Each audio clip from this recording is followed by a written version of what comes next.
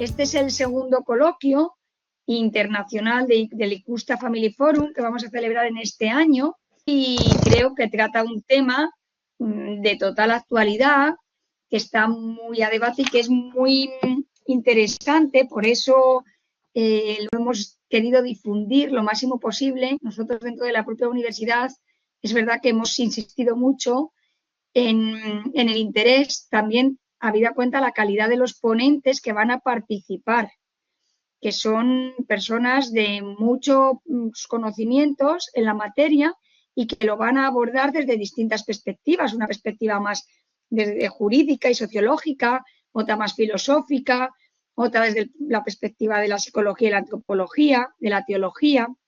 Entonces, creo que teniendo en cuenta estas características de la temática a tratar, vamos a comenzar ya con la intervención de la primera participante, que es la doctora Carmen Sánchez Marillo, profesora del CEU, de la Universidad San Pablo CEU, máster en Filosofía en la Universidad Francisco de Vitoria, máster en Pastoral Familiar del Instituto Juan Pablo II, profesora de Teoría y Filosofía del Derecho en el CEU, secretaria académica del Instituto CEU de Estudios de la Familia, directora de la Unidad de Igualdad de la USP CEU, secretaria nacional de Familia y Vida de la Asociación Católica de Propagandistas.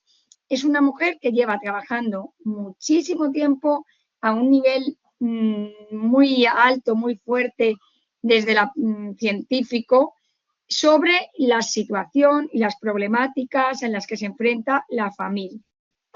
Ha participado y participa en muchos proyectos de investigación sobre familia, maternidad, paternidad, educación, y sus líneas de trabajo y de investigación han versado sobre la ley natural, la ley, el concepto de naturaleza, la ideología de género, los nuevos derechos, el matrimonio, la maternidad, la paternidad, la alteridad sexual y la familia.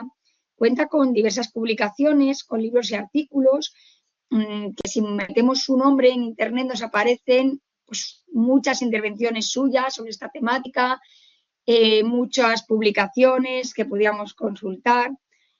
No voy a alargarme más en mi intervención para darle paso directamente a ella, dándole las gracias por haber aceptado participar en este coloquio, puesto que facilita, favorece el mayor nivel de él.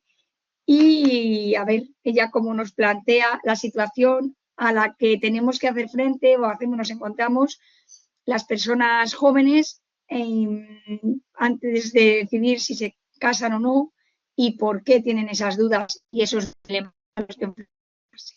Muchas gracias, Carmen, y te doy paso. Buenas tardes a todos aquí en España, los que se hayan unido desde España. Buenos días para otros países que tengan esa diferencia horaria. Y nada, muchas gracias, Concha, por tu amable presentación. Muchas gracias a esta red Icusta de institutos y asociaciones de familia que venimos trabajando pues, en este tema tan interesante para todos nosotros como es el matrimonio y la familia. Gracias a Mauricio, a David, a Concha, a Cielo, a todos los que formamos parte de esa red, pues por haber confiado en mí en mi participación de esta tarde. Yo quiero hablar de varios puntos, pero voy a hacerlo muy, muy ágilmente y voy a plantear también pues, algunas preguntas si hay jóvenes que nos estáis viendo, que os habéis unido a esta sesión, pues quizá con alguna clase en las que os hayáis unido, porque bueno, pues personas como más de edad madura nos planteamos este tema de juventud y matrimonio, dilemas, ¿no? Con la pregunta que quiero que tengáis en mente de por qué hay un menor número de matrimonios en nuestros días, ¿no?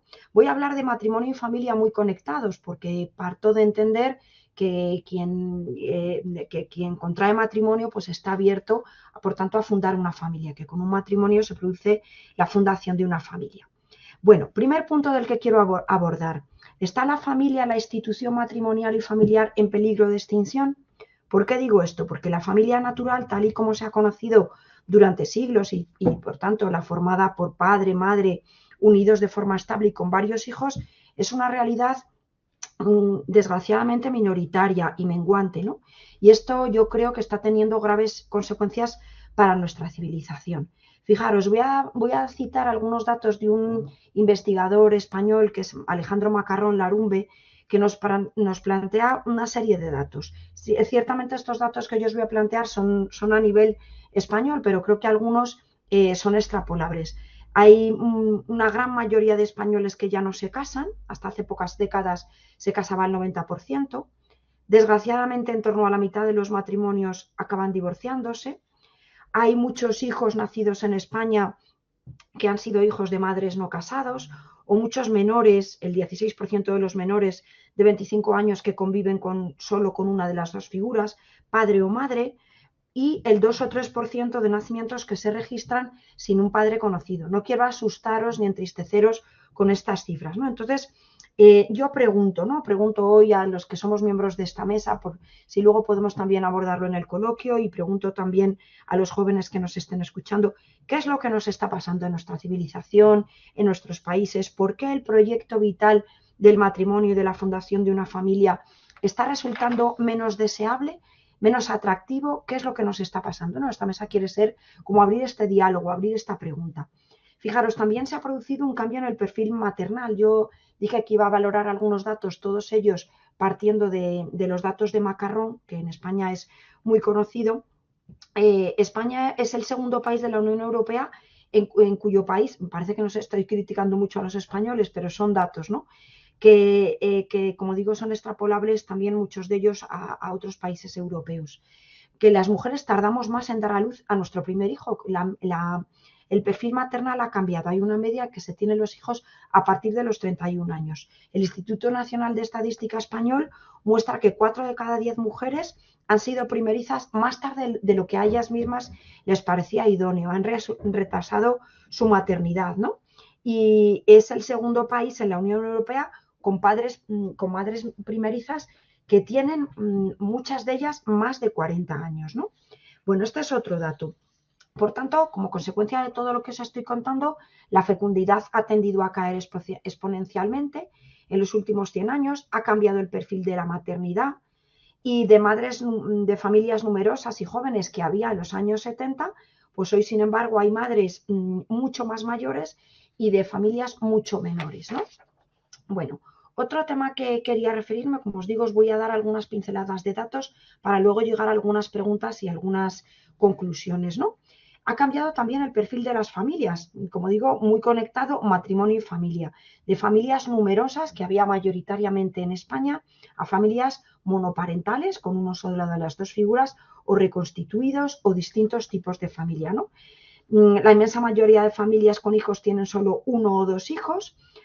Hay también un número creciente de hogares alternativos al tradicional, parejas de hecho, parejas con una sola de las dos figuras, reconstituidos o algunos de ellos formados por personas del mismo sexo. Y en cambio el concepto de familia numerosa, que yo desde luego parto tanto de la experiencia personal como también de los estudios que hacemos desde el Instituto de la Familia, que es una realidad deseable, educadora, digo la familia numerosa, ¿no? Pues que muy pocas personas en estas generaciones y en las décadas siguientes van a poder experimentar, ¿no? Aparece hoy la familia numerosa como una realidad minoritaria y exclusiva, cuando, sin embargo, pues desde luego también estudios psicológicos y estudios sobre la familia muestran que crecer y educarse en una familia numerosa tiene efectos benéficos para sus miembros, ¿no? Han proliferado, por tanto, hogares con menos hijos y han proliferado los hijos únicos, ¿no? Hay muchísimos hijos únicos. En España, desde luego, esta es una realidad que se aprecia y, por tanto, crecerá el número de sobrinos únicos, nietos únicos, con lo cual dejan de tenerse esa experiencia de familia extensa, de familias también extensas numerosas, de primos, ¿no? Porque hay familias mucho menores. Y también a ello van unido estudios que muestran que hay problemas, especialmente, tengo que decir así porque los estudios lo muestran, en los varones solteros, ¿no? Que algunos de ellos pues caen en alcoholismo, en drogadicción, o las mujeres que tienen una dificultad enorme para criar a sus hijos como madres solas, resulta difícil la crianza, ¿no? Entonces, bueno, con todos estos datos, nuestra civilización, tristemente, venimos recorriendo un camino hacia la soledad, hacia el individualismo, digo en términos generales, no digo que no existan las familias numerosas ni que no existan estas realidades, pero sí que quiero destacar que en España, en Europa, están siendo minoritarias, ¿no? Y esto nos está llevando, creo yo, y así os lo planteo, a un camino de soledad, a un camino de individualismo. Fijaros, me gusta citar aquí en este momento una reflexión de nuestro querido pensador Chesterton que dice: este triángulo de verdades evidentes, padre, madre, niño, no puede ser destruido, pero puede destruir a las civilizaciones que lo desprecian, ¿no? Y yo lanzo la pregunta aquí hoy esta tarde: ¿qué nos está pasando? ¿Nos estamos destruyendo? ¿Estamos despreciando? Fijaros, la familia, la institución matrimonial, la familia. Fijaros, hay una conexión entre el nivel de compromiso que uno adquiere con otra persona y el número de hijos. Esto también son datos de Macarrón, que la curva se muestra descendente de mayor compromiso a menor compromiso, menor número de hijos, ¿no? Dice Alejandro Macarrón que esto es directamente proporcional, es decir, el compromiso que tienen esas dos personas y el número de hijos está totalmente relacionado. A menor grado de estructuración de ese compromiso, la tasa desciende, ¿no? En parejas, de hecho, que registradas, no registradas, siendo ínfima en mujeres sin pareja. Esto, lógicamente, es el sentido común el que nos lleva a concluir que es lógico que a mayor grado de compromiso vital que hay entre dos personas, y si se produce un matrimonio, pues lógicamente y por sentido común, las cifras muestran que hay mayor número de hijos, ¿no? ¿Por qué? Esto porque, pues porque tener un hijo es una forma de entregar la vida, como lo sabemos los que lo vivimos por experiencia, o intuís los que seáis jóvenes, ¿no?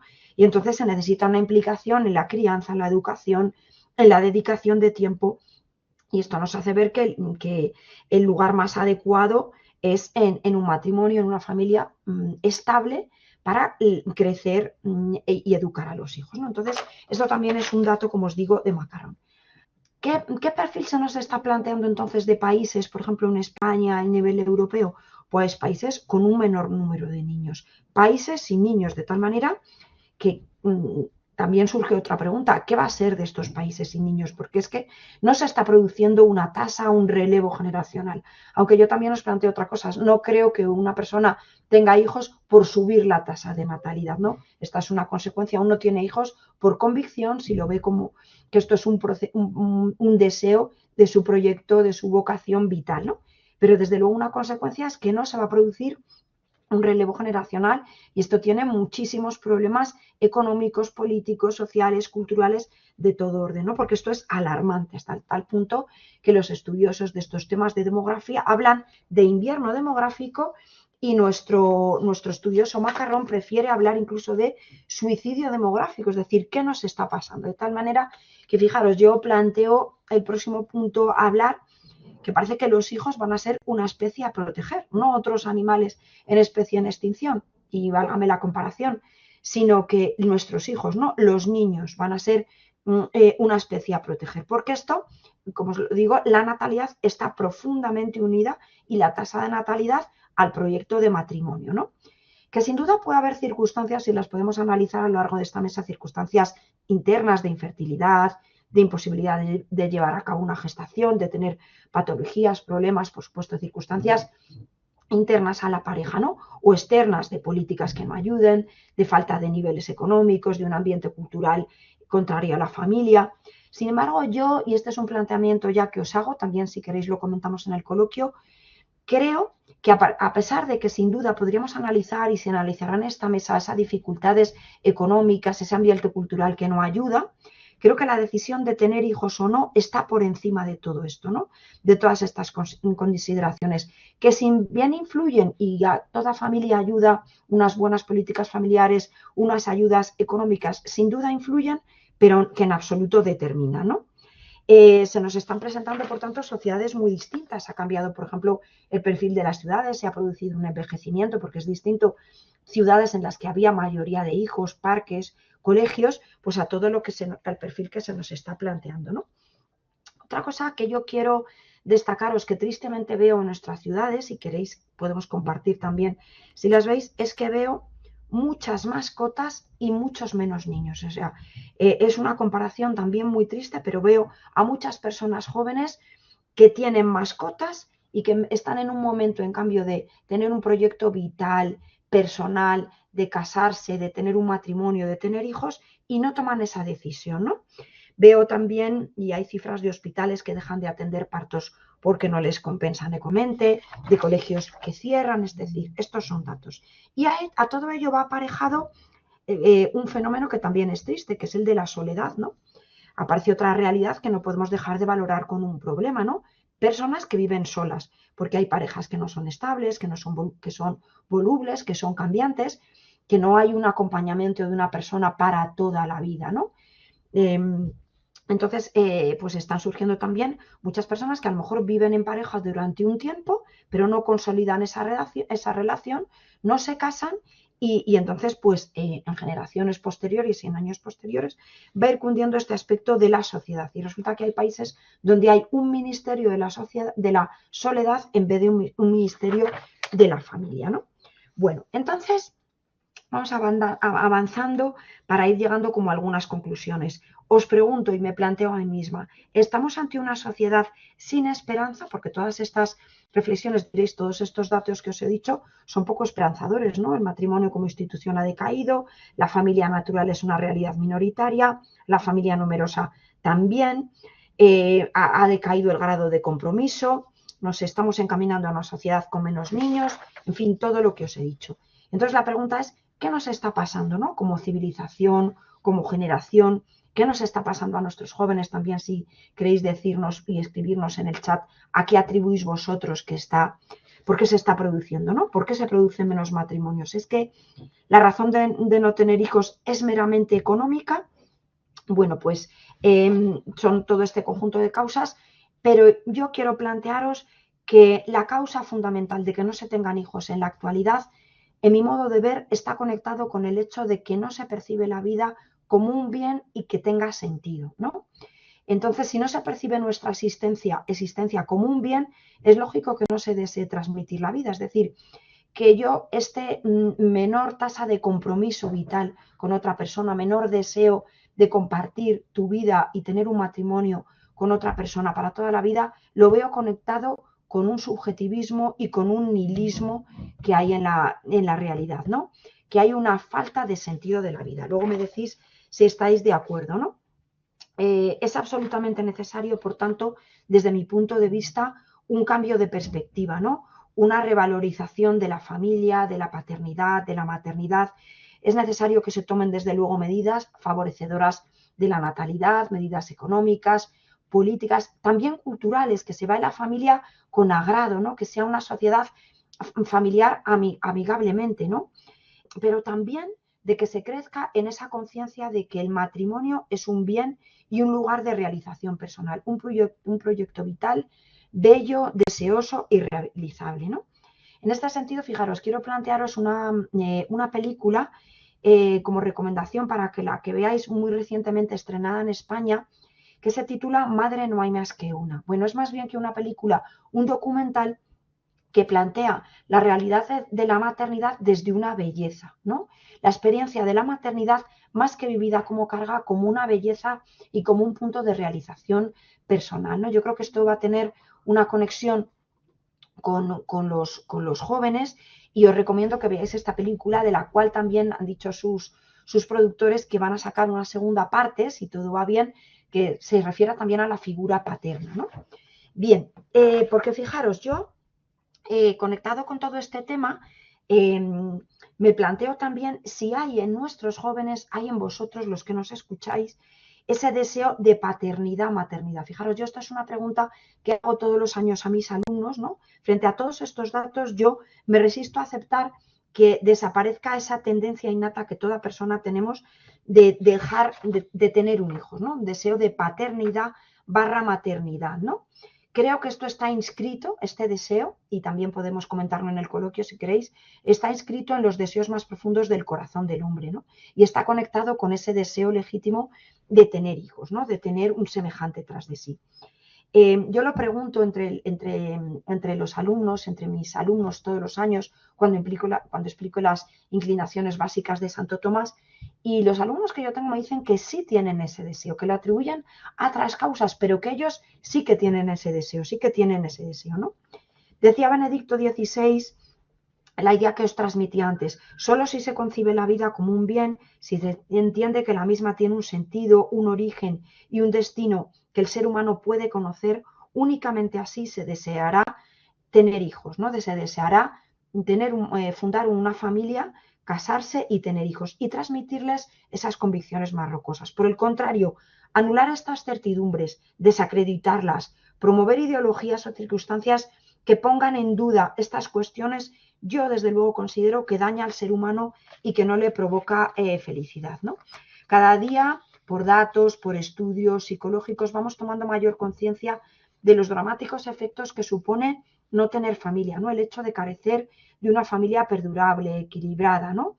Ya sea por distintos motivos, separación, divorcio, ausencia, falta de una figura, ruptura, por el caso que sea, ¿no?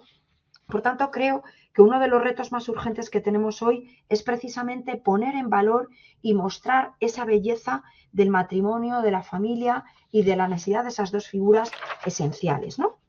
Por lo tanto, considero que la clave de todo es ponerlo como respuesta, esta institución, esta vocación de matrimonio y la familia, ponerlo como respuesta a los anhelos más profundos del corazón humano. Es una propuesta que, desde luego, no es fácil, requiere compromiso, requiere cuidado, requiere protección, requiere apoyo de todo tipo, pero creo que es una apuesta personal y os invito a los jóvenes a pensarlo de acuerdo a que este compromiso vital vale la pena, ¿vale? Que es un compromiso vital de entrega, pero que solo este compromiso u otro tipo de vocaciones encaminan hacia la felicidad, ¿no? Porque todos estamos hechos para amar y ser amados y creo que el matrimonio y la familia es el mejor lugar. Es el mejor lugar para nacer y es el mejor lugar también para morir acompañado y para sentirte querido, ¿no? Y acabo con una cita de Chesterton también que dice, el lugar donde nacen los niños y mueren los hombres no es un comercio ni una fábrica. Ahí veo yo la importancia de la familia. Pues estas son mis reflexiones. Muchas gracias.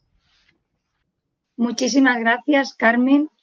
Ha sido una intervención estupenda. Creo que nos ha planteado a todos, nos ha planteado esos puntos que algunos pensamos, pero con datos concretos nos nos pincha un poquillo más, ¿no? A reflexionar sobre esto y a ver qué podemos hacer.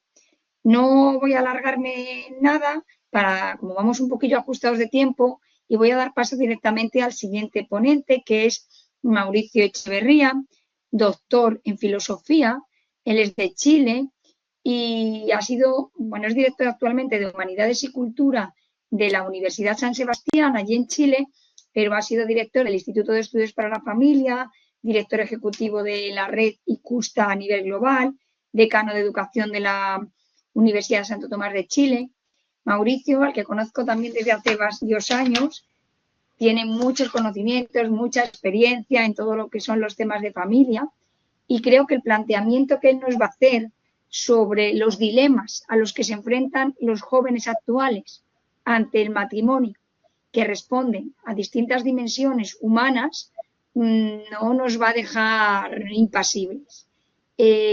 Soy consciente que Mauricio tiene muchos conocimientos de estudios, pero también su experiencia personal y vivencial en primera persona y con familias con las que haya compartido estas situaciones y, por tanto, te damos paso directamente para que nos las pongas de manifiesto y nosotros también podamos reflexionar y aprender un poquito más de ello. Muchas gracias, Mauricio.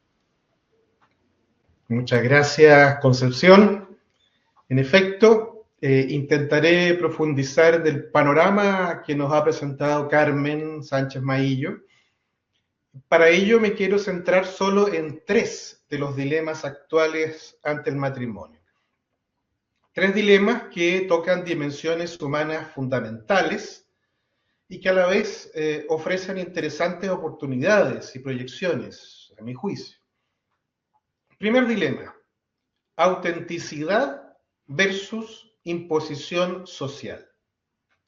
Segundo dilema, flexibilidad versus permanencia. Tercer dilema, sentimientos versus sensatez. En realidad intentaré mostrar que estos 3 dilemas no son insuperables, sino que ellos nos abren a una comprensión más profunda y más rica del tema. Pero vamos al primer dilema. Autenticidad versus imposición social. ¿Cuál es aquí el problema? ¿Cuál es la dicotomía, a primera vista, imposible de conciliar para muchos jóvenes? Esta. Por una parte, tenemos el valor de la autenticidad. Por otra, el supuesto antivalor de una imposición social. ¿Cómo chocan ambos en el tema del matrimonio? Bueno, parece obvio que las relaciones humanas auténticas deberían brotar de la libertad de las personas, ¿verdad? Mientras que, en cambio, la institución matrimonial se vería como una imposición social externa, sostenida por convenciones y apariencias. Habría que casarse porque así se ha hecho siempre, porque ello se ajusta a las normas sociales, porque es lo que se espera para dar una buena imagen ante los demás. O sea, imposición externa del matrimonio versus autenticidad interna del amor. Este es el primer dilema. Sin embargo, el asunto no es tan obvio como parece. Porque ¿qué joven no está conectado, por ejemplo, a las redes sociales? ¿Quién no valora las posibilidades de comunicarse y de expresarse a sí mismo a través de estas plataformas que estamos usando en este momento? Nos encanta subir historias a Instagram, o perfiles y estados en WhatsApp, o videos en TikTok. Así comunicamos lo que nos pasa, lo que sentimos. Así damos a conocer, por ejemplo, cuando estamos en una relación con alguien. Y también cuando alguien se casa, ¿cómo no? Es que la dimensión social nos constituye como personas. Necesitamos conectarnos, mostrarnos, compartir con otros. Y una relación sentimental no es algo exclusivamente privado. Esa relación cambia en primer lugar la vida de los dos miembros de la pareja, por cierto, pero también afecta a todos quienes los rodean, a sus amigos, compañeros, familiares, y por eso la pareja lo comunica. Y muchas veces no solo a los más cercanos, sino a todos sus contactos.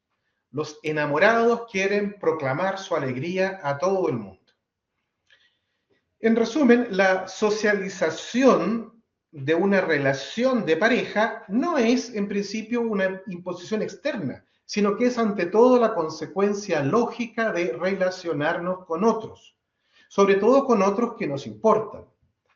Por lo tanto, el verdadero desafío actual no consiste en rechazar el matrimonio como una imposición social externa, sino más bien en resignificar la dimensión social del amor auténtico.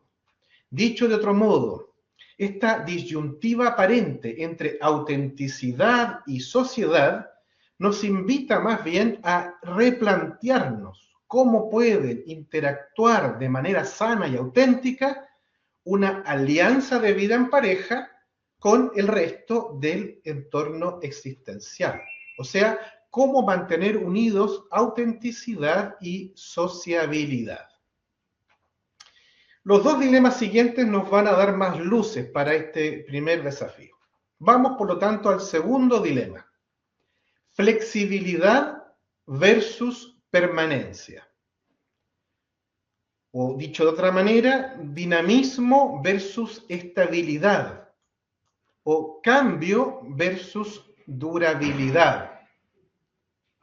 Por cierto, la vida actual valora el cambio.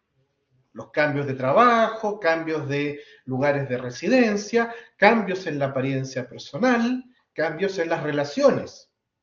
Una vida estática, al contrario, se nos presenta como fastidiosa, acomodaticia, rutinaria. Por ejemplo, en el matrimonio, ¿no? La vida conyugal tiene la mala fama de acabar con el romance, con la novedad, con la diversión.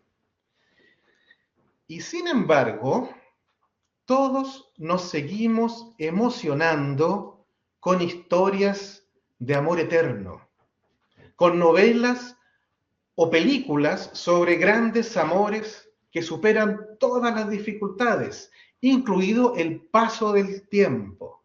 Y ya que Carmen recomendó una película española, yo recomiendo una película chilena que además es un documental real que se llama La Memoria Infinita y muestra cómo este amor llega hasta el final a pesar de todas las dificultades. La Memoria Infinita.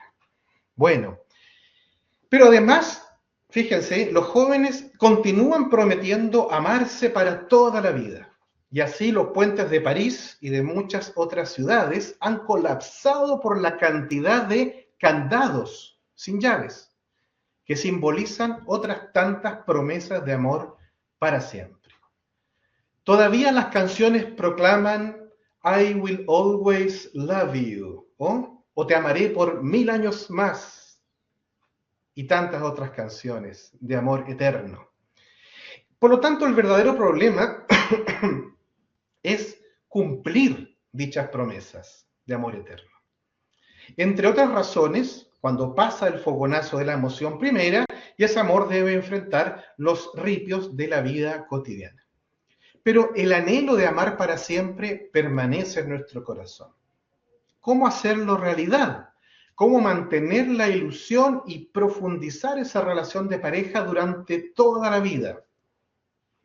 Me parece que los dos siguientes expositores nos van a dar algunas claves útiles al respecto. Por lo tanto, vamos ahora al tercer dilema, que sigue en la misma línea, y que yo he llamado sentimientos versus sensatez, ¿no? Sensatez o sentimientos, sentido o sensibilidad, parafraseando a la película y al libro. Bueno, porque ¿cuál es el principal criterio que debe seguirse en una relación de pareja? ¿El sentimiento o no? Bueno, en todo caso, no sería sano fingir amor cuando éste ya no se experimenta. Por lo tanto, parece riesgoso embarcarse en un matrimonio cuyo eventual rompimiento implicaría muchas consecuencias complejas, sobre todo si hay hijos. Sin embargo, cada uno de nosotros desea ser amado de verdad, por uno mismo, intensamente, y no según el vaivén de las emociones o de las circunstancias. Ya decíamos que anhelamos un amor para siempre, mientras que los sentimientos van y vienen, al menos los más superficiales. Estos dependen de factores ambientales, atmosféricos o corporales, bioquímicos. Y no podemos dejar que algo tan delicado e importante como el anhelo de amar y ser amados para siempre quede a merced de cambios físico-químicos. Parece más sensato, en cambio, construir una relación profunda en que los corazones se unan progresivamente. O sea, guiar nuestra libertad de manera inteligente hacia un afecto humano integral, hacia una unión fundada sobre bases sólidas que permitan superar las borrascas anímicas y construir un amor de verdad, capaz de sostener la vida propia y de acoger la vida de otros. Sensatez y sentimientos profundos. Sensibilidad con sentido. Bueno, de esta manera muy somera, he querido mostrar cómo los reclamos de autenticidad, flexibilidad y sentimientos en las relaciones de pareja se pueden complementar con su sociabilidad, permanencia y sensatez. La oportunidad que se nos abre gracias a los legítimos interrogantes de la juventud es, creo yo, la de redescubrir el valor originario del matrimonio. Superar los convencionalismos sociales que quizás lo han ocultado. No ya el matrimonio como una imposición, como una fosilización o como una racionalización de la vida de pareja, sino como una alianza vital que se dilata hacia los demás. como un amor que no envejece y que es más fuerte que la muerte. Muchas gracias. Muchísimas gracias, Mauricio. Qué bonito y qué bien cómo has acabado y qué interesante cómo nos lo has planteado.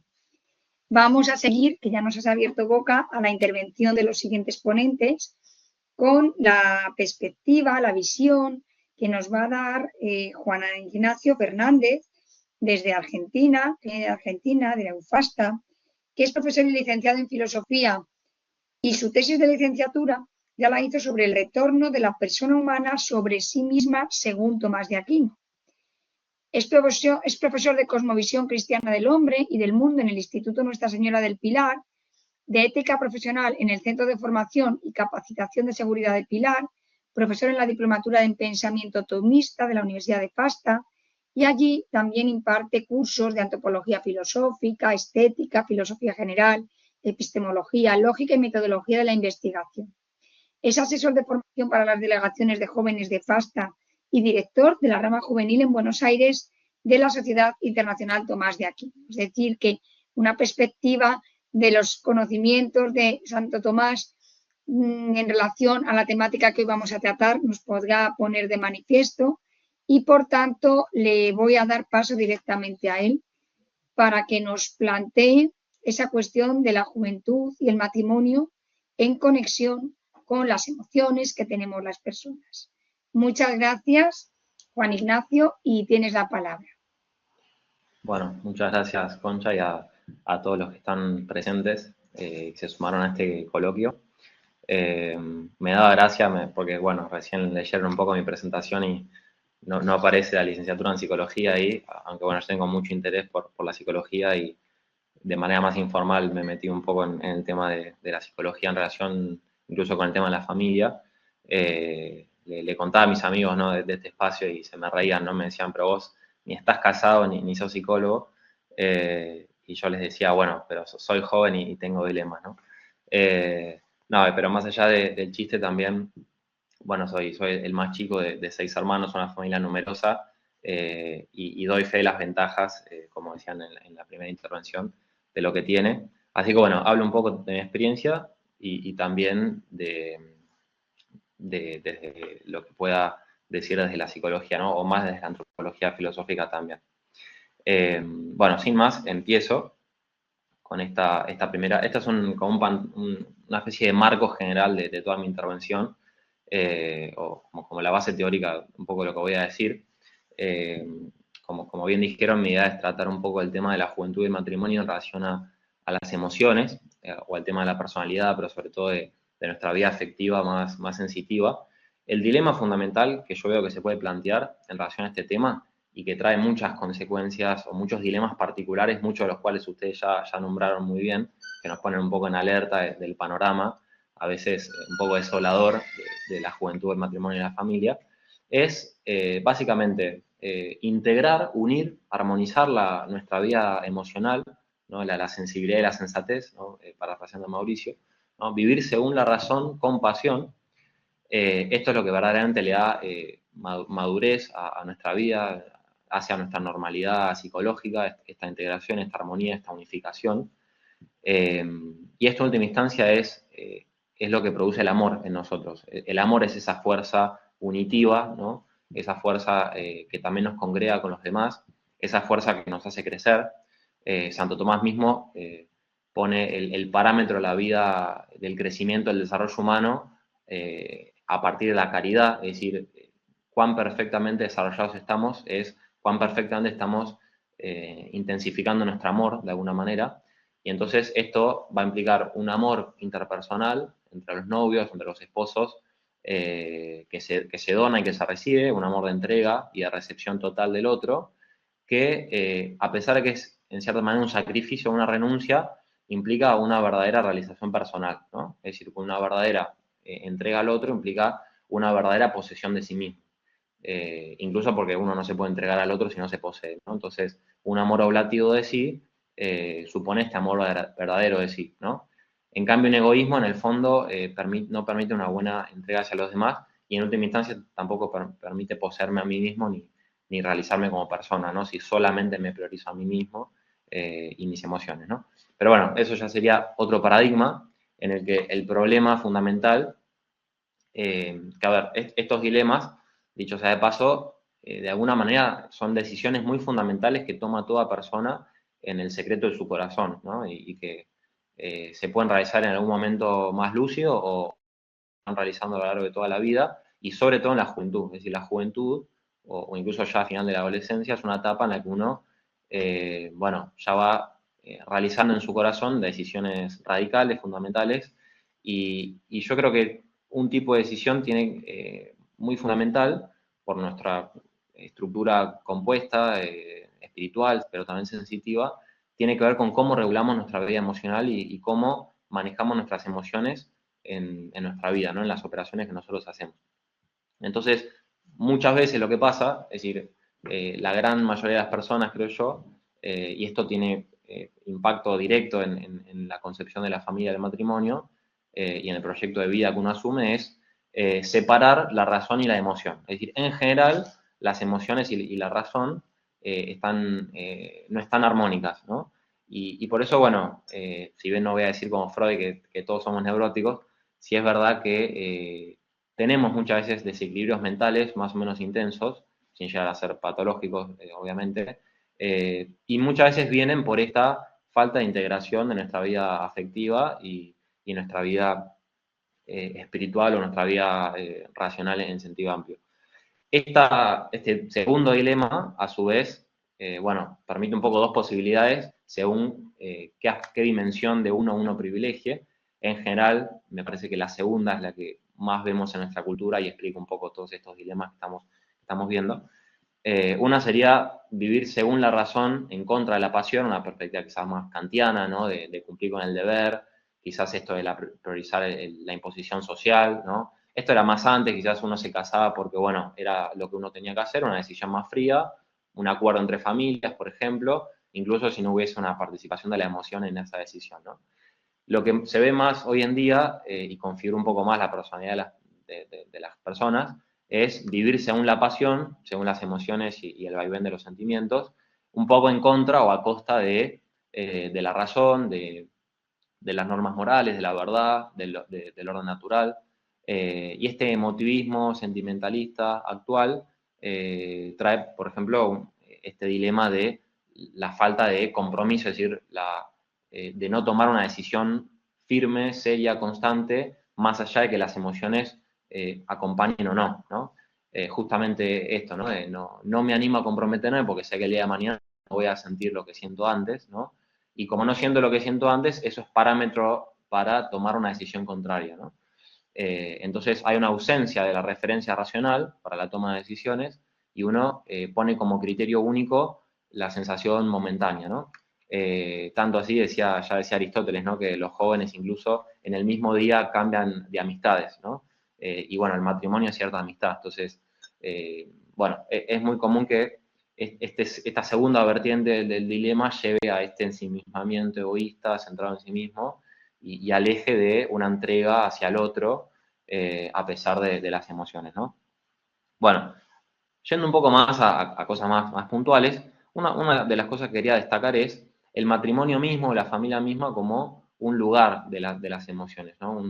Un espacio, una atmósfera, un clima, ¿no? Santo Tomás la llama útero, ¿no?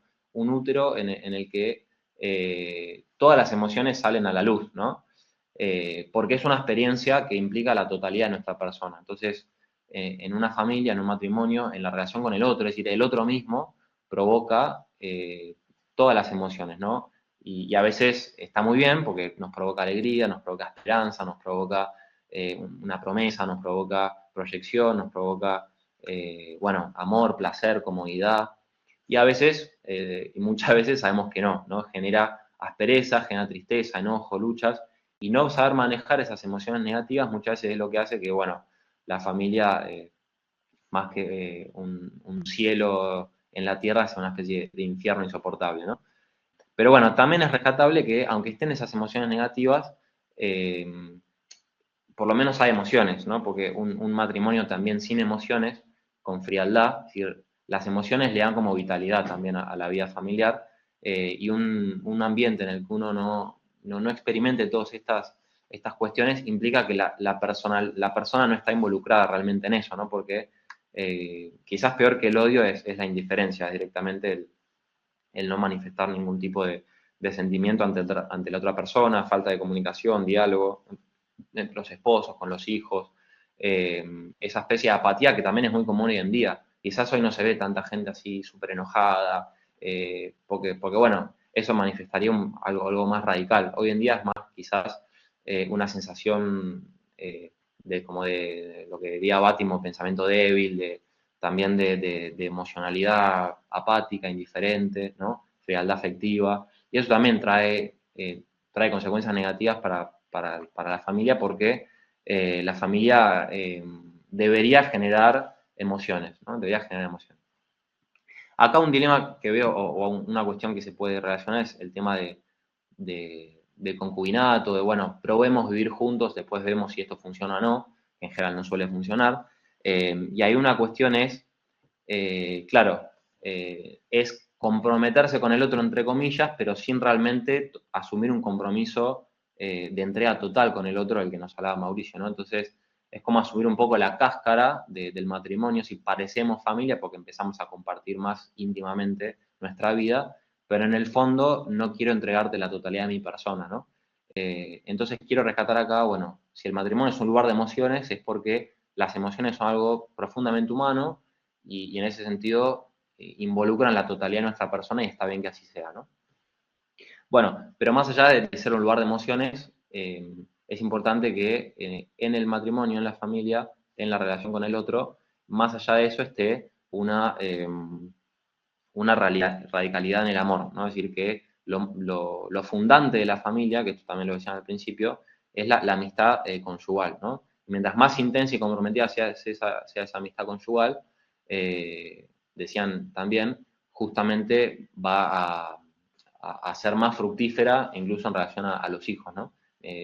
Una familia en general suele estar mal cuando la amistad conyugal se empieza a quebrar, ¿no? Entonces, bueno, la importancia de eso, y en ese sentido, una de las obras fundamentales de la amistad es, ya decía Aristóteles, ¿no? La concordia o la compasión, es decir, esta capacidad de empatía que hoy en día también se habla mucho, de poder padecer con el otro, ¿no? Eso también implica salir del ensimismamiento, porque involucra sentir lo que siente el otro porque se lo quiere al otro, es decir, como el otro, yo lo amo y quiero su bien por sí mismo, como lo quiero para mí, ¿no? Vieron que Santo Tomás también dice, ¿no? El otro, el amigo es como otro sí mismo, ¿no? Alter ipse, y en ese sentido, el otro mismo, bueno, su vida se hace mía, nos hacemos uno, y entonces sentimos lo mismo, y entonces también tus dificultades son mías y te ayuda a sobrellevarlas, y en eso nos acompañamos. En cambio, cuando cada uno vive sin empatía, en su propia individualidad, sin comunicación con el otro, incluso en ese plano emocional, que después, bueno, se traslada en una falta de diálogo así más racional, bueno, lleva también a otro tipo de dilemas, ¿no? Bueno, y otra cosa, otro punto que quería mostrar es, bueno, en relación a este tema de las emociones y una madurez afectiva, o lo que podríamos llamar virtud, en el fondo la virtud es eso, es la excelencia de la personalidad a través de hábitos, disposiciones que perfeccionan nuestras potencias. Creo que se puede identificar digamos, del varón y de la mujer, generalizando un poco, acá voy a ser medio estereotípico, digamos, ciertos dilemas que se le plantean a cada uno, que en su resolución, bueno, podría favorecer mucho a resolver ciertos dilemas que se plantean entre, digamos, la pareja y también en relación a los demás, ¿no?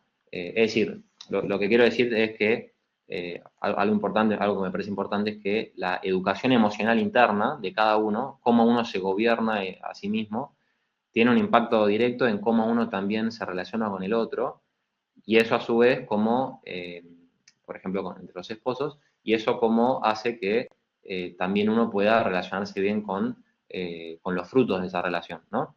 Está todo como muy íntimamente conectado, ¿no? Se va como desencadenando en ese sentido, ¿no? Bueno, como digo, generalizando un poco, en general, dentro de las emociones, en el varón se desordenan un poco más las que tienen que ver con la impulsividad, el deseo, sobre todo el deseo sexual, por eso es este dilema del varón que, bueno, utiliza a la mujer, que no se domina a sí mismo y entonces quiere, bueno, también dominar artificialmente, ¿no? Como su propio cuerpo le es un poco esclavo, lo quiere dominar artificialmente, como la otra persona también la quiere esclavizar o le es resistente, también la quiere violentar, entonces aparece la manipulación, la seducción, ese arquetipo de varón quizás violento. Bueno, son todos problemas que nuestra sociedad nos marca muchas veces, que a veces tienen cierta cuota ideológica, pero muchas veces reflejan problemas reales que tienen los varones porque constitucionalmente tienen quizás ese tipo de emociones más impulsivas, más ligadas al placer, por ejemplo, o a la ira, más desordenada. O, por ejemplo, al varón quizás prefiere, en vez de enfrentar la situación y, no sé, si uno tiene que cortar con su novia o asumir una situación difícil, en vez de enfrentarla, bueno, abandonarla, ¿no? El problema de la ausencia paterna está muy presente. Bueno, se plantean muchos dilemas. Lo que yo propongo acá, y se puede conversar, es, bueno, educar más en el varón la dimensión de la asertividad, de la resiliencia, de la fortaleza, ¿no? Y todas las virtudes que tengan que ver con, perdón, con la templanza, ¿no? La moderación, la castidad, el ayuno, la ternura, la abstinencia, la mansedumbre, la dulzura, ¿no? Bien. Y terminando, ¿no? En las mujeres, repito, siempre generalizando, ¿no? Hay casos y casos y bueno, esto no deja de ser esquemático, ¿no? Pero bueno, en general la mujer el desorden es más en relación al amor, podemos decir desorden afectivo en general en este sentido, entendiendo por afecto sobre todo el amor, que se puede manifestar de muchas maneras. Quizás el varón se hace más problema en lo exterior, en la organización, en la dominación de cosas externas, en el trabajo. En cambio, la mujer, sus problemas pasan más por dilemas interpersonales o situaciones internas subjetivas. Y si el varón quizás a veces es más lo físico, en la mujer es como hay dilemas más espirituales, es como más anímica en este sentido. Y por ejemplo, puede herir mucho más con lo que dice, con lo que piensa y manifiesta, con el poder de su palabra, ¿no? Bueno, la susurración, también la vanidad, ¿no? Y el querer mostrar, y en este deseo también del varón de poseer, bueno, la mujer también a veces este deseo de ser poseída y de ser querida por el otro, bueno, puede hacer que se muestra vulnerable a propósito. Bueno, se pueden dar toda una serie de dilemas y acá sí se puede proponer una educación más asertiva y que este empoderamiento, digamos, de alguna manera no es un poco como lo plantea el mundo de hoy, sino sobre todo de la receptividad del don, ¿no? Es decir, la maternidad a veces no está como este ideal de la maternidad en la mujer muchas veces hoy en día, porque no se lo ve como un camino de perfección y de plenitud, cuando en realidad es una de las cosas más grandes que puede hacer la mujer, de recibir una vida y de dar vida, ¿no? Dar vida, y del varón como padre también, poder comunicarle a otra persona su totalidad y en esa totalidad engendrar una vida también, ¿no? Bueno, quedan ahí algunas cosas pendientes, pero para terminar, porque no quiero pasarme mucho de tiempo, pensando también en el título de este coloquio, yo decía, bueno, juventud y matrimonio no es solamente una cuestión de etapa de la vida o desarrollo evolutivo de una persona, sino que son temas estrechamente vinculados porque justamente el matrimonio se deteriora cuando pierde su juventud, ¿no?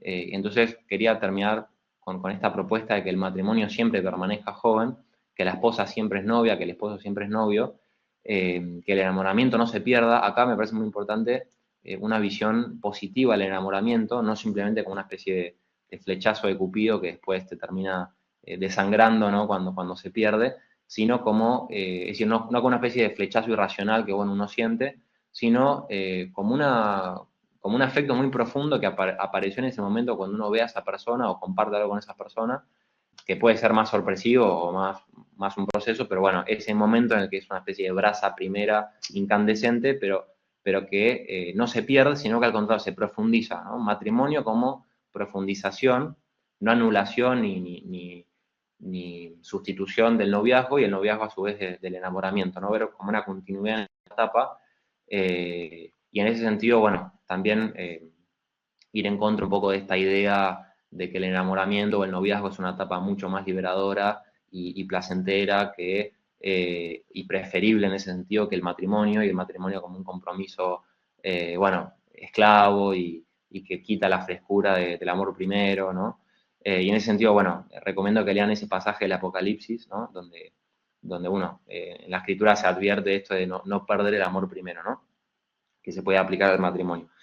Y por último, bueno, no lo voy a leer porque me pasé un poco de tiempo, pero ahí aparece una cita de Santo Tomás donde conecta muy especialmente a la juventud con esta emoción, que también puede ser un sentimiento más profundo, de la esperanza, ¿no? Lo propio del joven como el que espera, el que tiene esperanza. Como decían al principio, los jóvenes todavía queremos tener esta vida de amar y ser amado, de formar una familia, de ver en nuestros hijos nuestro compromiso definitivo con una persona, y en eso nuestra realización personal, y esa esperanza que ensancha el corazón como propia de la juventud y ligada especialmente al matrimonio, que a veces tiene como una especie de clima alrededor de desesperación.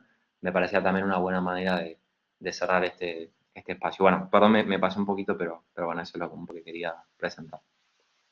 Muchas gracias por tu intervención, Juan Ignacio, y vamos a dar paso ya a la intervención de María José, que es verdad que vamos un poco ajustados de tiempo porque tenemos que acabar a las 5:30, pero está muy bien escucharos porque nos estáis transmitiendo distintas perspectivas de la temática que estamos tratando, muy enriquecedoras.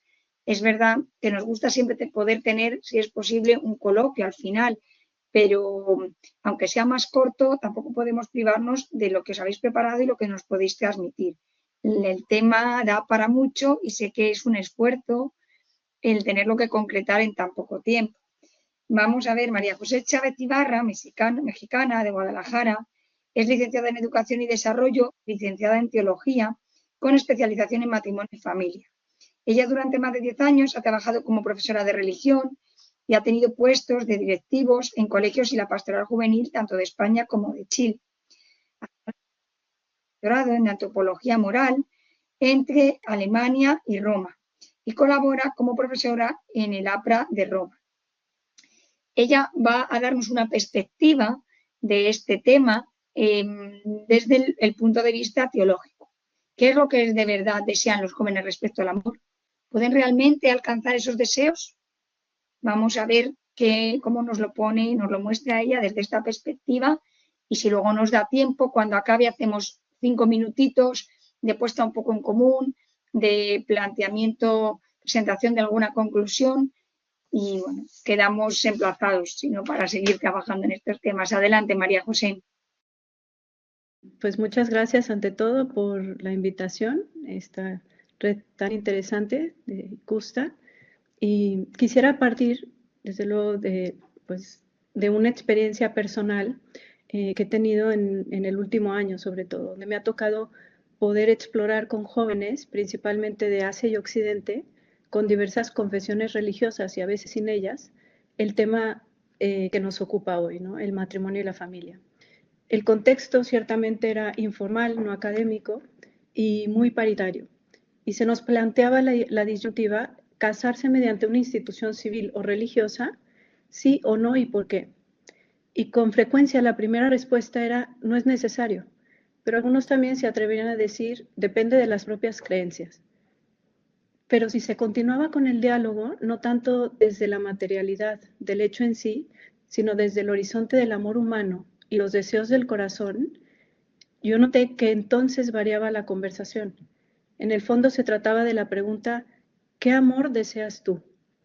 Me pareció entrever los valores interesantes en la sensibilidad, como valores interesantes en la sensibilidad juvenil, el deseo de honestidad o de afecto verdadero, de reconocimiento de la dignidad de la persona, de personalización, sensibilidad para reconocer que pueden errar, pero también que tienen oportunidad de mejorar. Y en contraste aparecía una cierta desesperanza, como quien anhela un ideal hermoso, pero reconoce que en la mayoría de los casos esto no es posible. Por ello parecían concluir tácitamente que se deben abandonar a lo que les toque, como un cierto realismo que más bien roza el pesimismo. Podríamos resumir: existen en los corazones de los jóvenes, como ya se ha dicho en los otros compañeros, un deseo honesto de encontrar y vivir un amor verdadero en el tiempo, lo cual implica un reconocimiento de las personas en su dignidad y también en su dinamicidad y vulnerabilidad. Pero igualmente es reconocible que existe de fondo una desesperanza de que eso puede ser posible, y probablemente provocado por las experiencias o las estadísticas que inicialmente se nos daban. Podemos preguntarnos, ¿qué elementos culturales pueden causar que esos deseos de amor verdadero y duradero no lleguen a buen término en estos casos? Algunos ya se han comentado y hago mucho eco.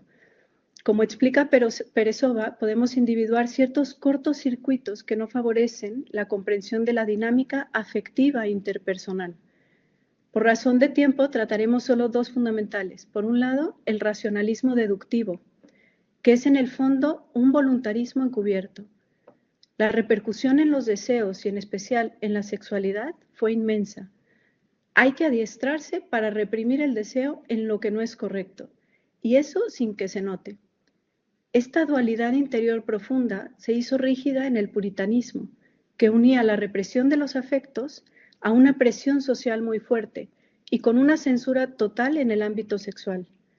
La visión puritana llegó a conformar todo un modo de vivir con una idea de un Dios arbitrario y castigador, y una comprensión negativa de la sexualidad humana, que solo unas reglas rígidas del matrimonio podían hacer honestas. Termino la citación. Otro cortocircuito vigente en la cultura actual es el romanticismo. Surge como reacción natural a la represión afectiva del racionalismo. En el romanticismo prima la espontaneidad y la impulsividad de un modo irracional, perdiendo así también la capacidad cognoscitiva de los afectos respecto del bien. En otras palabras, el amor tiene un modo de conocimiento propio que desconoce el romanticismo. De ahí que el amor romántico presente el matrimonio como una cárcel del amor.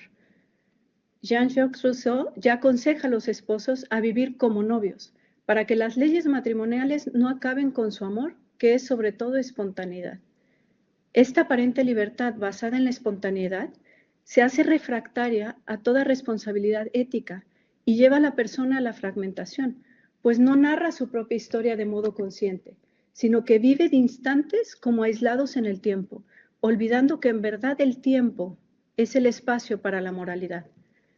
La consecuencia de este modo romántico de comprender el amor es la pérdida de la capacidad de tejer vínculos profundos y reconocer la realidad con la que estos marcan la vida de toda persona, porque no se asumen el tiempo y el espacio, y conlleva también un modo de relacionarse con la propia corporeidad, que es fundamental para la comprensión y vivencia del amor.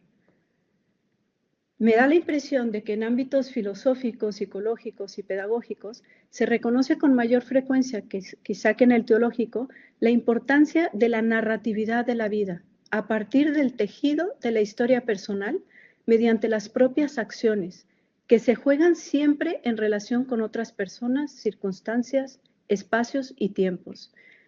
Este conjunto, asumido en unidad, es fundamental para narrar una historia de amor, porque en sí misma implica una lógica relacional de permanencia. Por eso les llamamos cortocircuitos, pues en realidad las personas desean vínculos estables de amor y en ellos se apoyan para crecer. En cambio, esta herencia cultural, por su propia estructura, los impide. Ellos se identifican con lo que sienten y otro modo de comprender la realidad les es culturalmente difícil, porque esta forma de comprenderse a sí mismos permea la propia intimidad. El Papa Francisco define de modo sencillo y claro el emotivismo actual en Amoris Laetitia cuando dice: creer que somos buenos solo porque sentimos cosas es un tremendo engaño. De ahí que en la actualidad se hable de una posmodernidad de sujetos emotivistas. Ante este horizonte nos podemos preguntar, ¿qué palabra puede decir el cristianismo a los jóvenes de hoy? En primer lugar, creo que conviene reconocer que heredamos una formación moral que no siempre ha sido concorde con el amor verdadero. De ahí la invitación del Concilio Vaticano II a un cuidado especial en perfeccionar la teología moral, nos dice, cuya exposición científica, más nutrida de la doctrina de la Sagrada Escritura, explique la grandeza de la vocación de los fieles en Cristo y la obligación que tienen de producir su fruto para la vida del mundo en la caridad. Es la caridad, entendida como amor cristiano, el foco principal del concilio. Un esfuerzo importante y consonante de ello lo encontramos en la recuperación de la comprensión de la diferencia y la unidad que existe entre la dimensión erótica del amor y su necesaria maduración para enraizarse en un camino perdurable en el tiempo, un amor de ágape. Ello implica continuar con la tarea de renovar la teología moral fundada en el amor, a la que abría camino Veritatis Splendor cuando invitaba a partir por situarse en la perspectiva de la persona que actúa, reconociendo la dinámica de sus verdaderos deseos, para conocer cuál es el bien de la persona que se juega en la acción concreta, desde dónde parte la persona para realizarlo en la unidad de su vida, para buscar así caminar a la luz del amor. Claro que esto implica ante todo una seria formación teológica, filosófica y teológica en los cristianos, como una tarea que se debe buscar y propiciar.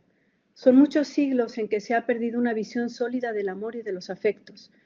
Desde ese fundamento, una ética de las virtudes y, en primer lugar, de la caridad, puede ofrecer un camino pedagógico para aprender a vivir la vocación al amor. Por otro lado, pide de nosotros un modo cristiano de acompañarnos. Existe un tipo de pastoral que se plantea la atención y el cuidado de las personas desde los problemas que se deben resolver, lo cual, sin negarlo, introduce en un mundo inagotable y que supera toda capacidad.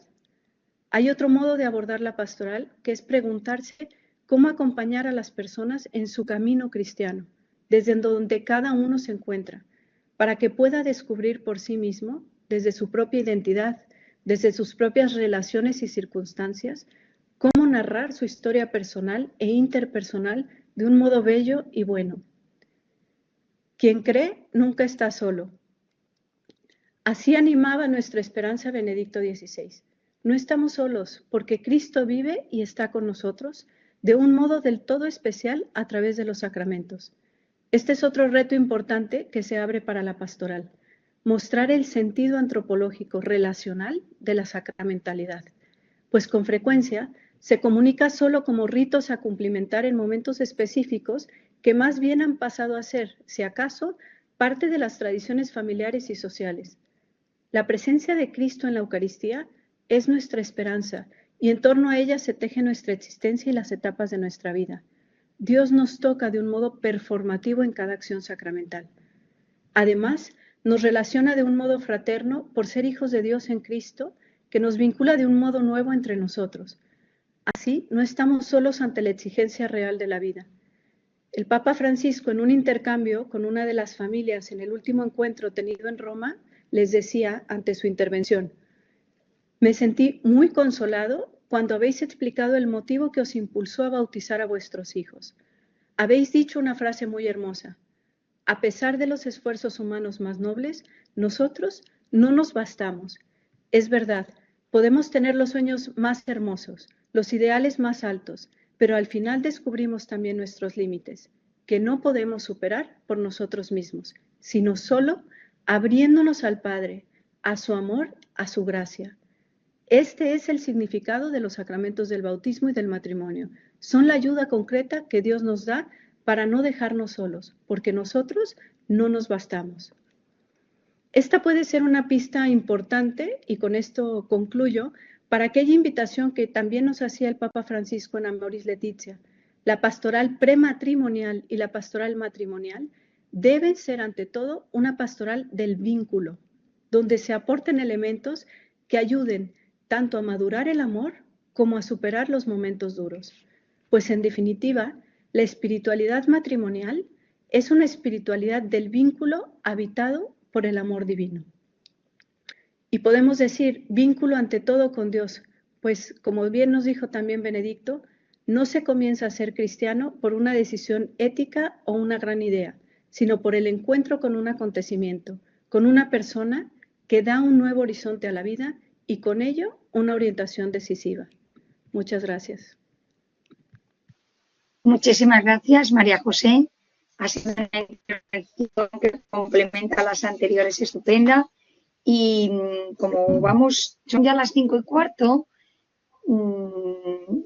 iba a hacer yo como un breve resumen de las intervenciones, pero creo que han sido suficientemente claras y prefiero dar paso a alguna de las personas que nos han seguido por si quieren plantear alguna cuestión a alguno de los ponentes.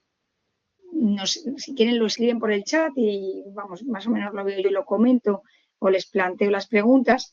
Sí que me ha llamado la atención o me gustaría que reforzar o reflexionar sobre algo que todos han tratado, han comentado y relacionan esos dilemas a los que nos encuentra ahora mismo la gente joven o nos hemos encontrado pero en este momento y cada vez más para formar una familia, para casarse, todos desde distintas perspectivas lo han relacionado, lo han vinculado con un problema de madurez de las personas, de cómo a la edad a la que tienen que tomar esas decisiones llegan, que parece mentira que a lo mejor en la época de nuestros padres o de nuestros abuelos, cuando el nivel de estudios o la gente, había menos personas que estudiaban, sin embargo, tenían una madurez mayor. Entonces, no sé si desde las distintas perspectivas, claramente desde la perspectiva más de jurídica, o Mauricio, desde la perspectiva filosófica, o quieren hacer algún comentario sobre esta relación entre la madurez de los jóvenes y la toma de decisiones en relación a la familia y al matrimonio. Gracias, Concepción. Mira, en ese sentido, y también pensando en lo que expusieron Juan Ignacio, María José y Carmen, yo creo que el tema de la maduración, el tema de la educación emocional es vital y es cada día más difícil, ¿no? Como se decía aquí, teniendo cada vez menos experiencia de familias numerosas, teniendo cada vez menos experiencia del vínculo y tal vez cada vez más encerrados en nosotros mismos o en conexiones virtuales, yo creo que es muy importante que los jóvenes busquen otras ocasiones o situaciones vivenciales que le permitan de alguna manera adquirir la madurez que se necesita para no coartar las emociones, sino al contrario, suscitarlas y ordenarlas de manera sana. Entonces yo en ese sentido llamo, sugiero a promover, a participar en actividades de amistad, en actividades extra académicas, de recreación, de convivencia, que permitan de alguna manera suplir esa necesidad que es importantísima y que uno ve que cada día más resulta carente en muchos jóvenes, que es la capacidad simplemente de sociabilizar de manera sana, ¿no? De encauzar nuestras frustraciones, nuestras alegrías, nuestros gozos, nuestras iras, de una manera enriquecedora con los demás y que es imprescindible para que luego una relación de pareja conyugal tenga éxito, ¿no? No basta con la buena intención, no basta con el anhelo del fondo del corazón, sino que hay que, como decía Juan Ignacio, tener una cierta virtud, o sea, una habituación de saber manejar nuestras emociones de una manera enriquecedora. Y entonces yo creo que es muy importante buscar y ofrecer a los jóvenes esas ocasiones de sociabilizar con otros jóvenes y suplir de alguna manera lo que las familias no numerosas están provocando. Yo también, a lo que ha dicho Mauricio, añadiría también como educar a nuestros hijos en que no sigan siendo unos adolescentes siempre, ¿no? Porque hay como una tendencia a que eres adolescente durante mucho tiempo, ¿no? Y te encuentras con adultos también, pues más inmaduros, ¿no? Y yo creo que eso parte, o ayudamos a nuestros hijos, a nuestros jóvenes, a que vayan madurando, ¿no? A que vayan adquiriendo esa madurez supliendo sus propios retos, ayudando en familia, resolviendo sus propias cuestiones, porque si no los padres, profesores, catequistas, lo damos demasiado masticado todo, ¿no? Y entonces yo, vamos, esto es una comprobación como vital y personal, lo creo que es bueno para ellos, el ir sabiendo hacer todas las cosas y madurando, ¿no? Yo trato de hacerlo así con mis hijos porque creo que es lo mejor, que ellos tengan esa capacidad, esa libertad, ese compromiso de hacer las cosas para ir llegando a esa maduración y sentirse capaces de formar también ellos una familia, ¿no? Muy bien. No sé si María José quiere comentar también algo respecto a esto, porque Sí, claro. Juan Ignacio, dime. Apoyando un poco lo que ya has hecho, me parece que hoy el reto es grande, sobre todo para las universidades, en no solo transmitir una formación académica, sino generar ambientes o lugares de experiencia. Y esto pide al menos a mí me está pidiendo una creatividad nueva, ¿no? Espacios donde podamos compartir los temas también de un modo más vital, existencial para ellos, no solamente la clase que hay que cumplir, sino también a lo mejor sí, iniciativas que, como decían, suplan de algún modo lo que ya, las carencias de nuestra cultura actual, ¿no? Porque además, sí, no existen, todas las familias tenemos nuestros propios problemas, ¿no? Entonces, en el contacto con otros también vamos aprendiendo a reconocerlos, a nombrarlos, a descubrir nuestros propios deseos y cómo educarlos, ¿no? Entonces, creo que pide de nosotros una creatividad para volver a esa unidad del saber que genere experiencias de vida, ¿no? Ya, si os parece, tenemos un planteamiento de una persona de las que ha estado siguiendo la charla y os lo voy a comentar. Dice, muchas gracias a todos los ponentes. Yo tengo 28 años y próximamente me voy a casar. Entiendo el matrimonio como una vocación y pienso que es necesario transmitir desde la infancia que existe una vocación, una llamada, un plan de Dios para nosotros. ¿Cuáles serían sus consejos para poder transmitirles a los niños que deben atender a esta llamada al matrimonio u otras vocaciones? Es una pregunta súper interesante, pero difícil, ¿verdad? Sí, a mí me parece muy acertado lo que propone esta chica, es decir, que sembrar en nuestros hijos o nuestros alumnos que el matrimonio y la familia es un plan de Dios sobre la persona para la felicidad, pues desde luego me parece así. Yo también comparto este modo de entenderlo, ¿no? Es un plan de Dios, una vocación, junto a los que tenemos unas convicciones, unas creencias religiosas, esta vocación u otra. Y esta es una vocación que te encamina hacia felicidad. Lo hemos dicho varios de los ponentes, ¿no? Llamados a amar y ser amados. Entonces, verdaderamente que los hijos perciban, vean que esos ejemplos son posibles, que ese amor es posible. Es muy importante, yo creo que también verlo, ¿no? Ver en las figuras de sus padres, sus abuelos, sus tíos, ver que este amor es posible perdonarse, que es posible salir adelante de una crisis, que es posible quererse para siempre con un amor total y fiel y estable, ¿no? Verlo y testimoniarlo y verlo creo que también es muy beneficioso, porque quien no lo ve, pues le resulta más difícil, ¿no? Tiene que tener algunos modelos de paternidad, maternidad, y desde luego hacérselo pensar como una vocación, pues me parece muy acertado. O sea, que estoy muy de acuerdo, ¿no? Que quizá tengamos que crecer en esta conciencia de presentarlo así, ¿no? Sí, yo sí puedo añadir una cosa.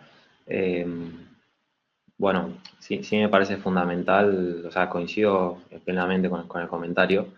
Me parece que la manera principal de aconsejar o de transmitir a los propios hijos o a los niños la vocación matrimonial es, bueno, viviendo primero uno un buen matrimonio, o sea, se transmite con el ejemplo. Incluso cuando uno no tenga una realidad súper bien, ya el hecho de mostrar que uno a pesar de eso se logra seguir entregándose y saliendo adelante y que en medio de los problemas uno puede tener un norte, una estabilidad en conjunto con el otro. Digamos, creo que incluso digamos, los hijos, hasta viendo que hay dificultades y problemas familiares, si logran captar eso, que hay un amor detrás más profundo, más fuerte, permanece, el mejor consejo que uno puede dar, más que sentarlo en el cuarto, explicarle o molestarlo a ver con quién sale o lo que sea, ¿no?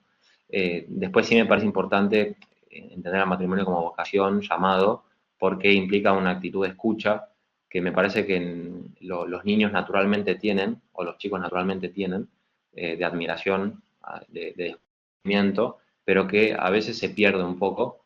Pienso, por ejemplo, por la tecnología, que muchas veces no nos permite escuchar, sino que nos distrae. Y bueno, los jóvenes muchas veces vivimos un poco distraídos por muchas cosas, y entonces yo aconsejaría también fomentar una actitud más como contemplativa en la juventud. Y alguien decía, bueno, mostrar la belleza al matrimonio. Bueno, la belleza es algo que llama, por eso se llama kalos, ¿no? De llamar, que llama la atención, y eso requiere que uno escuche, ¿no? A mí me tocó, por ejemplo, el año pasado participar de unos 10 casamientos más o menos de mi grupo de amigos que se están empezando a casar, y ya estar ahí en la ceremonia, estando contemplando la unión de dos personas, eso ya llama muchísimo. Me dan ganas de casarme, sinceramente. Yo estoy de novio y ojalá lo haga, ¿no? Pero digo, el testimonio de esa experiencia me parece que fue muy fuerte. Bueno, esas dos cosas quería comentar. Muchas gracias. No sé si alguien quiere comentar algo más. Si no, bueno, ya estamos... Sí, dinos, Mauricio. Muy breve, Concha, simplemente rescatando ese concepto que nos daba María José de la narratividad de la vida, también la vocación como historia que se transmite a los niños desde la historia de la vocación de los profetas, la narración de la historia de los discípulos de Cristo, de los héroes, ¿verdad? Entonces también yo creo que es bueno transmitir el matrimonio como una vocación con una narratividad, no como se casaron y vivieron felices, sino como el inicio de una vocación, de un camino con dificultades, con desafíos, y por lo tanto transmitir la propia experiencia nuestra como matrimonio de esta vocación con su decurso histórico, y también recurrir a las historias de matrimonio y enseñarle a los niños que es una vocación tan o más atractiva y heroica incluso que otras vocaciones, ¿no? Entonces, no mostrar una visión estática de la vocación matrimonial, sino como algo dinámico, cambiante y desafiante. Muchísimas gracias. Muchísimas gracias a todos los ponentes por su participación, por las exposiciones tan buenas que han hecho. Pero como ya estamos justos de tiempo y no queremos alargarlo, porque al final es mejor que se nos queden un poco las ganas de seguir profundizando en este tema y organizar a lo mejor otra sesión, continuándolo. Vamos a ver si podemos visualizar un vídeo que no nos va a dejar impasibles, y creo que es la mejor forma de terminar El éxito profesional es lo que te da la felicidad. No te atas a nada ni a nadie. Porque tú eres libre. Tu espacio es tuyo y solo tuyo. Eres independiente. Por fin puedes volver a casa sola y borracha.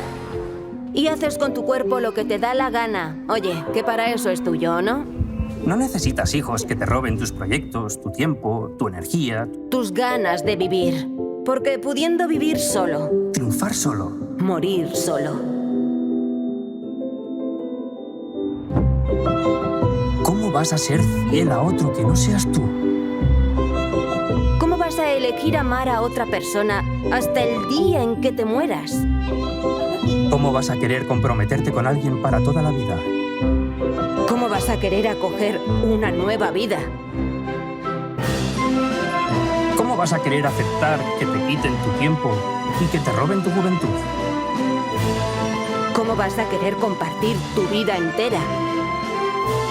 ¿Cómo vas a querer compartir tu espacio con otros? Porque, pudiendo vivir solo, triunfar solo, morir solo. ¿A quién se le ocurriría formar una familia?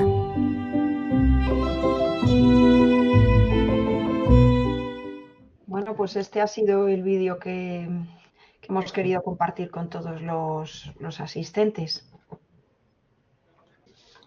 Muy bien, muchas gracias, Carmen. Muy inspirador ese vídeo. Sí. Es un vídeo que se ha hecho desde la ACDP de España, desde una asociación que se llama Asociación Católica de Propagandistas de España y que está haciendo campañas para reflexionar sobre temas, y nos ha parecido muy, muy bueno y muy oportuno pues ponerlo y compartir con vosotros este vídeo, que esperamos que os haya gustado. Y que todos habrán podido quedarse con esa impronta, ¿no?